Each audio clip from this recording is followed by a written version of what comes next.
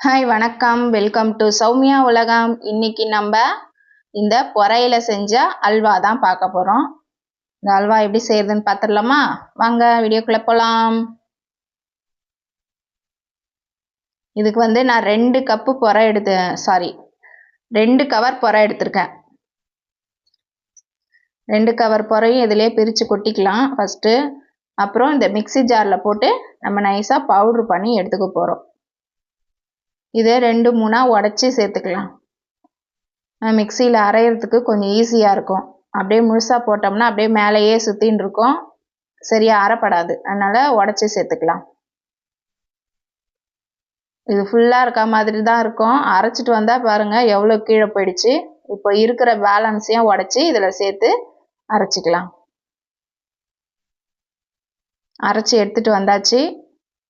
இப்போ இதை ஒரு கப்பில் மெஷர் பண்ணிக்கலாம் எவ்வளோ இருக்குதுன்னு சொல்லிட்டு. இந்த கிண்ணத்தில் ஃபுல்லாக வந்திருக்கு. சரி, இது இருக்கட்டும். நம்ம கடாய் வச்சிடலாம். ஸ்டவ் பற்ற வச்சு கடாய் வச்சாச்சு. இதில் ஒரு 2 ஸ்பூனு நெய் ஊற்றிக்கலாம்.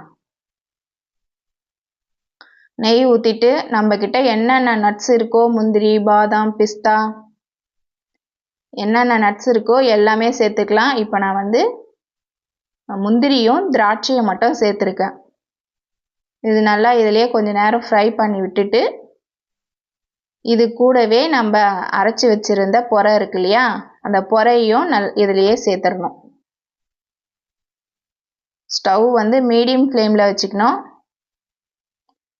ஃபுல்லாக அந்த நெய் எல்லா இடமும் படுற மாதிரி இதை கலரி கொடுத்து நல்லா ஸ்மெல்லு நல்லா வரணும், நல்லா சூடு ஏறணும். அந்த அளவுக்கு இதை நல்லா வறுத்து எடுத்துக்கணும். மீடியம் ஃப்ளேம்லேயே வச்சுக்கணும், இல்லைன்னா டக்குன்னு கரிஞ்சிடும். முந்திரியெல்லாம் தனியாக எடுத்து வைக்கணுமான அவசியம் இல்லை, அதிலே இருக்கட்டும், ஒன்றும் பிரச்சனை இல்லை.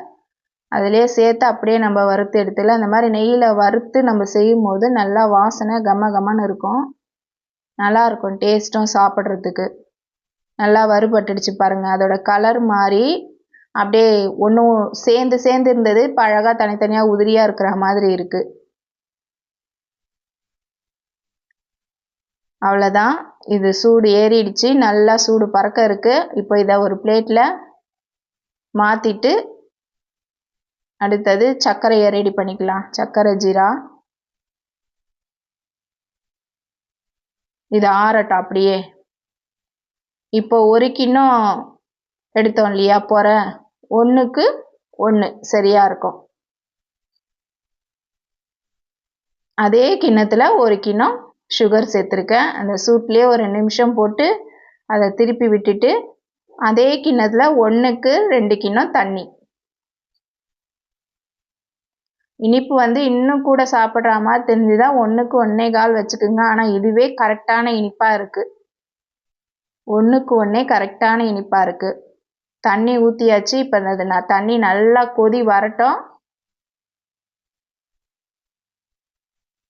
நம்ம ஜீரா இந்த கம்பி பதெல்லாம் பார்க்கணுன்ற அவசியம் இல்லை. இது நல்லா தகன்னு ஒரு 2-3 நிமிஷம் கொதி வந்ததுக்கு அப்புறமா நம்ம ரெடி பண்ணி வச்சுருந்தோம் இல்லையா பொறை தூள், அதை இதில் சேர்த்துக்கணும். இதில் சேர்த்துட்டு இது நல்லா கலரி கொடுத்துக்கிட்டே இருக்கணும். கொஞ்ச நேரத்துலேயே அந்த தண்ணியெல்லாம் இழுத்து சுண்ட ஆரம்பிச்சிடும். பார்த்தீங்களா, தண்ணியெல்லாம் இழுத்து சுண்ட ஆரம்பிச்சிடுச்சு. டக்குன்னு செய்கிற அல்வா இது. அல்வா, ஸ்வீட்டு எப்படி வேணாலும் சொல்லலாம். இப்போது இதில் மொத்தமாக நான் ஊற்றினது ஒரு 5 ஸ்பூனு நெய் ஊற்றிருக்கேன். இப்போ இதில் 1 ஸ்பூன் நெய் ஊற்றிக்கிறேன். ஃபஸ்ட்டே 2 ஸ்பூனு நெய் இந்த பொறையில் ஊற்றி நம்ம செஞ்சுருக்கோம். நல்லா சூடு பறக்க வறுத்துருக்கோம். இப்போ 1 ஸ்பூன் ஊற்றிருக்கேன் நெய். இதை நல்லா நம்ம அந்த நெய்யெல்லாம் இழுத்ததுக்கப்புறமா மறுபடியும் இன்னொரு ஸ்பூனு நான் நெய் ஊற்றுறேன்.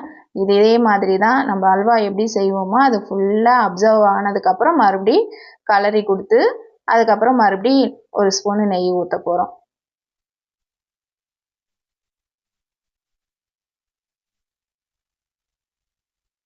ஃபுல்லாக அதை இழுத்துக்குச்சு பாருங்கள்.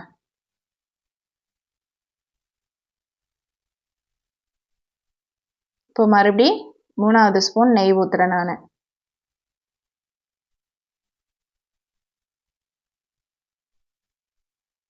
நான் கிண்ணத்தில் இருக்கிறதையும் சேர்த்து அதிலே போட்டுடுறேன்.